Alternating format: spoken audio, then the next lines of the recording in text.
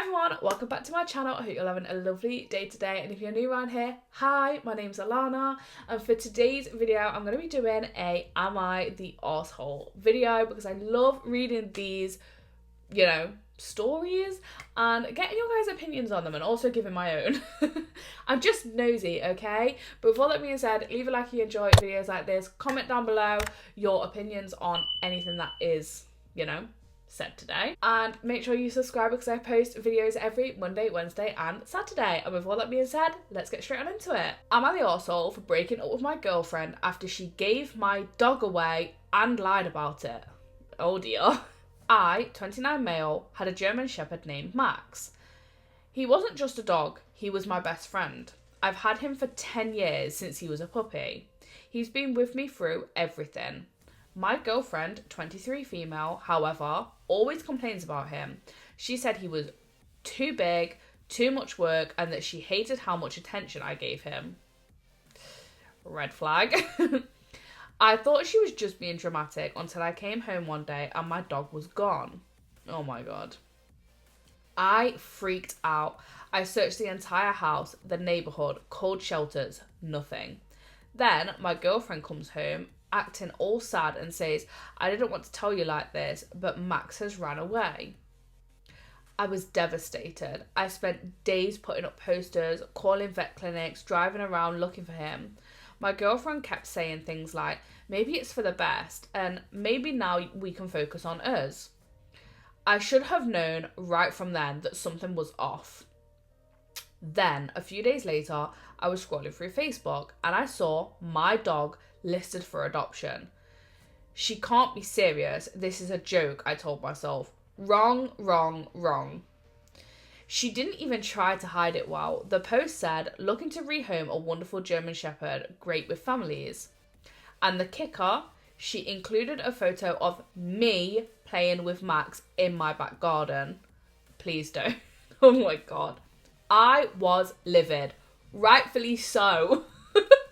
I contacted the person who made the post, and it turned out she gave Max away to some family without even telling me.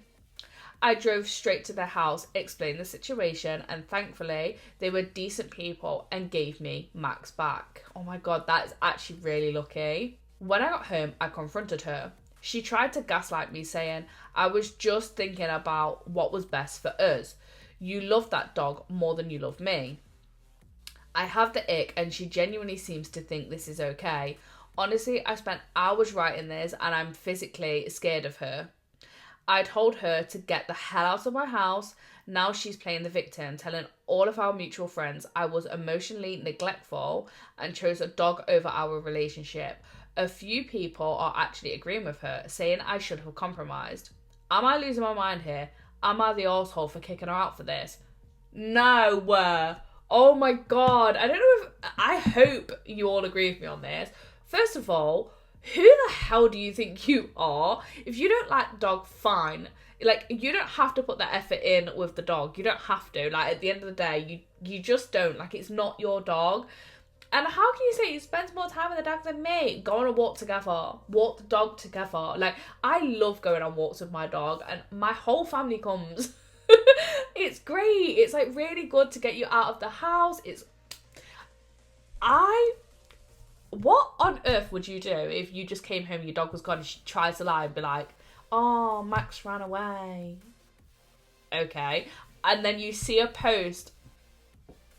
Thank God that family was decent enough to give you your dog back, because I know that there are people out there that would not have done that. Yeah, no, I don't think you're the arsehole, and I think she's a walking red flag, because first of all, that's a massive breach in trust now, because she took something that means a lot to you and just literally got rid of it because she couldn't be bothered and she didn't like it. Okay, I feel like she should have compromised, not you. Oh, don't mess with animals, it really irritates me. Am I the arsehole if I break up with my fiance after he said he won't take care of me and our 3-month-old son whilst I'm admitted at hospital? Our 3-month-old is admitted for pneumonia. He got it whilst visiting my family, and the reason why we were forced to visit is because I needed help taking care of our son. We've been staying at my fiance's home with his family since I gave birth, and while his mum helps, she's been out of town recently. The rest of his family does a little bit from time to time, but it's never really anything significant. He has a full-time job, so he can only truly help out at the weekends. I haven't been sleeping well for a while because I'm exclusively breastfeeding, and a few days ago I really felt like my body couldn't handle the exhaustion anymore. So I asked my parents if we could stay over for a while. My parents are very hands-on grandparents. When the baby's not feeding, they take him so I can rest. Unfortunately, one of them caught the flu and passed it on to the baby, and now he is admitted for pneumonia. My fiance didn't want him admitted. He wanted to bring him home and just give him meds orally, but I persisted because the paediatrician strongly advised the need for an IV and antibiotics. Once at the hospital, things got worse because they had to try multiple times to get an IV line on him and kept failing. My fiance kept telling me it's my fault for bringing him over to my parents and for agreeing to get him admitted. He was so distraught. I saw him crying while holding our baby. It's the first time that I've ever seen him cry. Pediatrician says our baby might stay for a minimum of 3 days, just until he gets the antibiotics and clears the infection. We might have to bring him home with the IV line and give the antibiotics at home. The problem is, if the IV line gets blocked or gets out of the vein, we'll have to have it reinserted. I was supposed to finish my maternity leave this week, but decided to extend my unpaid leave for 1 week. I have asked him to take a leave as well, as he has plenty of leaves left, and also he has a 5-day mandatory leave he needs to fulfill. But now he says he won't do it. He'll go to work and I should ask my family for help while our son's in the hospital, since it's their fault he's here. When he said it, I was so dumbfounded he would even consider saying things like that. I just replied with, okay. I haven't spoken with him since. He's still in the hospital with us now, but says he won't be staying tomorrow. When I ask him for simple things like, please pass me water or elevate the head of the bed, things I can't do since I'm holding the baby, he does them begrudgingly. I could not read that word for a second. I'm so heartbroken by this. At a time when we should be supporting each other, he chooses to antagonise me in every step and decides to leave me hanging. I'm devastated that on top of worrying about our baby's health and being the primary caregiver, he springs all of this on me. I can't help but think this isn't how it's supposed to be, and I don't want our future to look like this. I know there will be many more difficult things we will have to go through in the future, and it's scary to think he'll act in this way when those things do come. I'm debating telling him that if he doesn't take care of us during this time, he should consider the engagement off, and my son and I will move out and stay with my family once he gets discharged. A huge part of me wants him to come around and for us to fix things. I haven't told my family this yet because I would feel like the final nail in the coffin for our relationship if they knew that he was acting this way. Okay, I feel like there's a lot to unpack here. I don't actually think you're the arsehole for wanting to break up with him. I feel like he's being very, very childish. I can understand why he's frustrated with the whole pneumonia thing, but let's be honest, if one of his family members got a cold and was near the baby, this very well could have happened anyway. It was just unfortunate, stuff like this happens. Getting IVs into babies' hands is so hard because I don't know if you've ever seen babies' hands, but they don't have veins showing like how we do. It's actually really hard to see them, and it is actually really hard to get IVs and needles and stuff in their hands. It is really hard. My sister had the same problem with my oldest niece. And it is traumatizing. It is actually horrendous to watch. So I can see why he would be annoyed, but I don't know, why would you want him at home? He could get so much worse at home. Pneumonia is no joke, and for a 3-month-old, it's no joke. I'd want my baby in the hospital as well. And I just don't think it's fair the way he's treating you.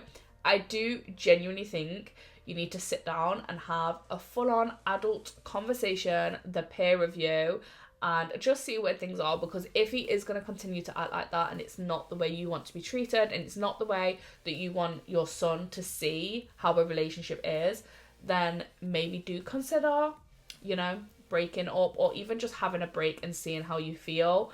But yeah, I really don't think you're the arsehole for like having questions like this. Having a baby is hard work and if you can make it through the first year, you're probably solid, but it is hard work raising a child with somebody else.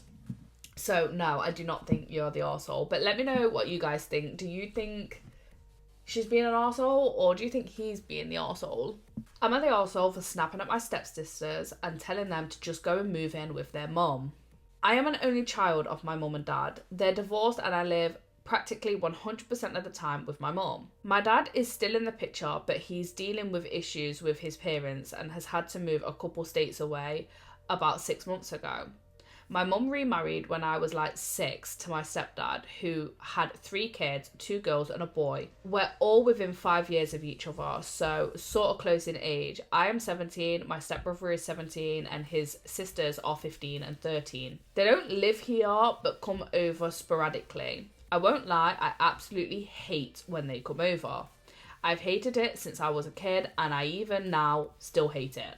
I have to share a room with my stepbrother, which isn't good, but it's not that bad since thankfully we both go to bed around the same time. The main problem is that all 3 of them can never ever get along. Every single time they're over, someone is mad at the other. If they aren't yelling or arguing with each other, the whole house is in this weird tense limbo thing, and I just hate it. I really don't want to come off as mean, but it absolutely feels like an air of negativity leaves the home when they go to their mums. The other day, me and my 2 stepsisters were watching a show in the living room. I wasn't paying attention and don't really care how it happened, but like always, they started arguing. It got to the point where I legit couldn't hear the TV over them and I was getting pretty upset. I snapped at both and was ranting for a little bit till the younger one of the 2 snapped back with something like, "You're not perfect either." I wasn't having it with either of them and said something along the lines of, "If you don't like me here, you can always go back to your mum's. You know where the door is." I could see things were getting way too heated for what I wanted. I stopped and went back to my room. I didn't come out for the rest of the night, and when my stepbrother came home, he ripped into me.